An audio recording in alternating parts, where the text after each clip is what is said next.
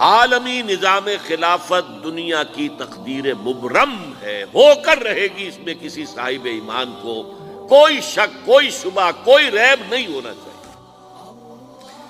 البتہ اس کا اب دوسرا پہلو کیا ہے، اس کا آغاز کہاں سے ہوگا؟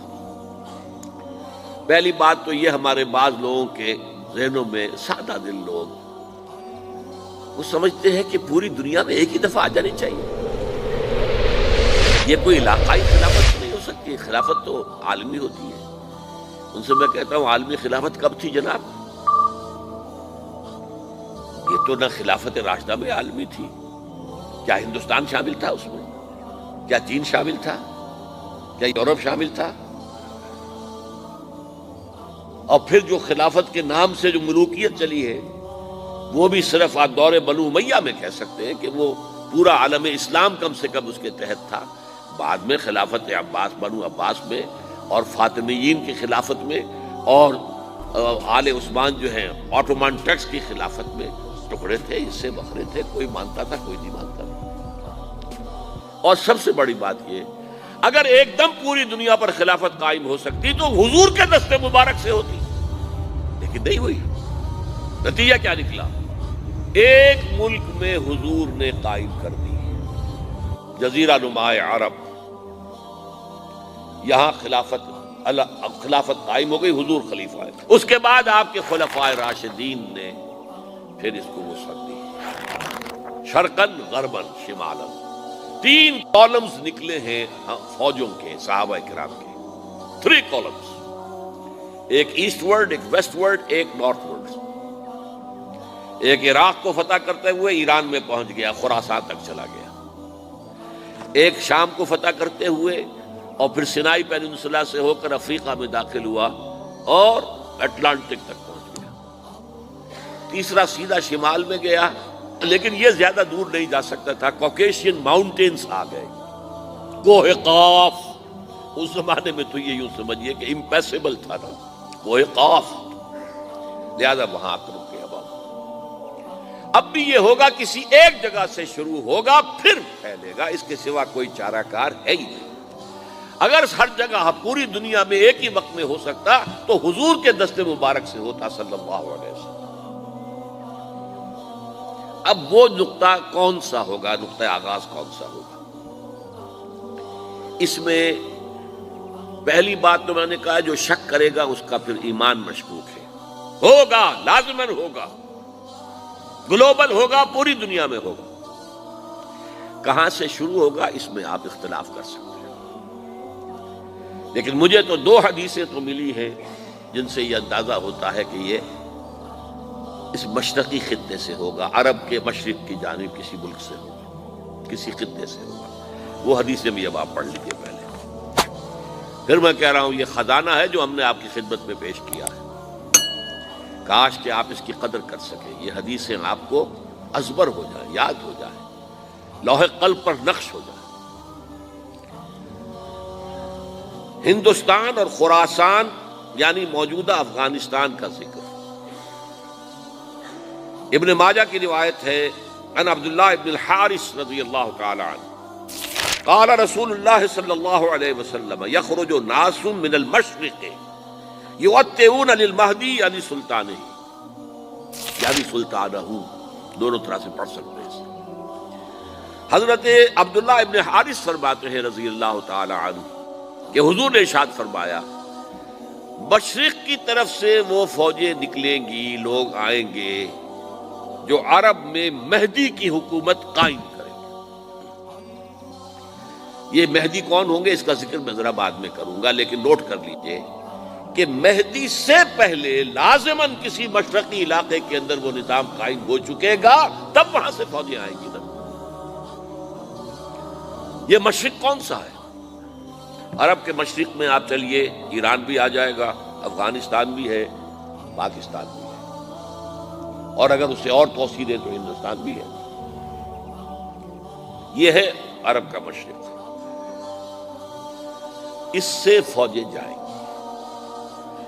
اس کا کیا مطلب ہے کہ اس میں سے کسی جگہ پر نظام خلافت پہلے قائم ہو جائے گا، تاکہ وہاں سے فوجیں جائیں گی جو جزیرہ نما عرب میں حضرت مہدی کی حکومت کو قائم کریں گی۔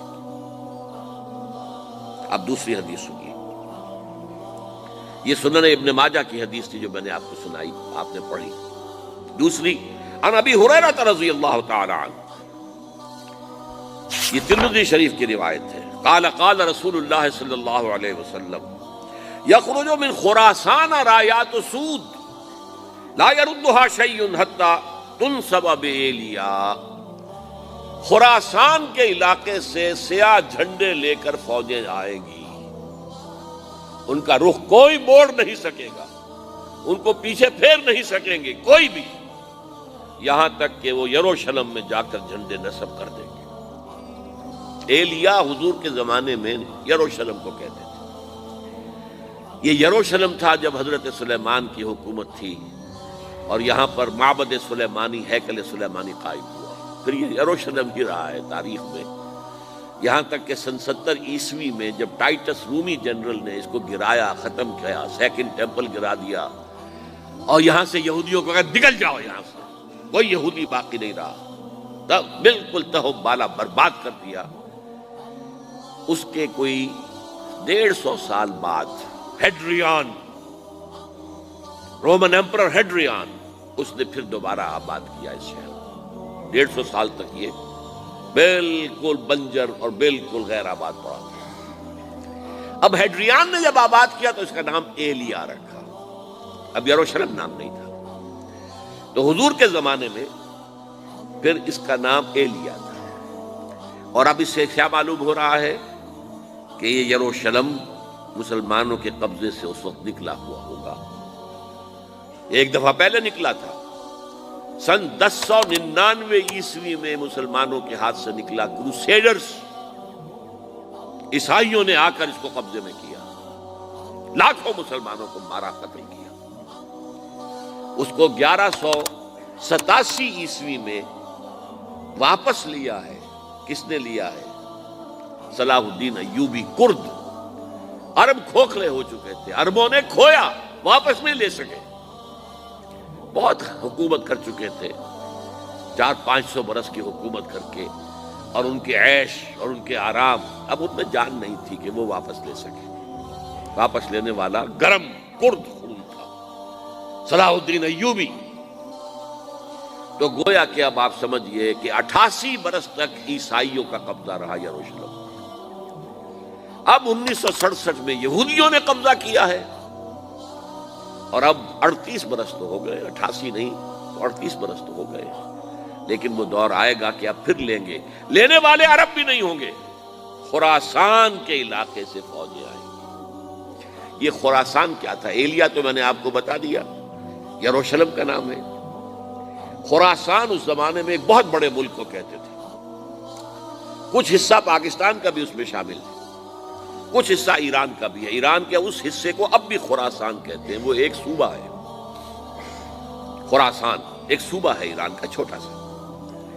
پاکستان میں خاص طور پر یہ جو علاقہ مالاکنڈ ایجنسی کہلاتی ہے، اس سے اوپر جتنا علاقہ ہے، اور یہ جو واخان کی ایک پٹی آتی ہے اوپر، واخان افغانستان کی ایک پٹی سی دم سی چلی آتی ہے جو جا کر چائنا کی سرحد سے مل جاتی ہے، یہاں سے لے کے یہاں تک یہ جو مالاکنڈ کا وہ درہ ہے اور پہاڑ ہے، یہ بھی خراسان کا حصہ ہے۔ باقی تقریباً 2/3 آف افغانستان ساؤدرن حصہ نہیں ہے خراسان کا حصہ، یہ سیستان کہلاتا تھا، یہ خراسان نہیں ہے، لیکن یہ کہ اوپر کا 2/3 آف افغانستان اور اس کے ساتھ یہ جو عرب جو اب یہ ترک ممالک آزاد ہوئے ہیں سوویت یونین کی ڈسولوشن کے ساتھ، یہ سارا علاقہ کہلاتا ہے خراسان بزرگ، دی گریٹ خراسان۔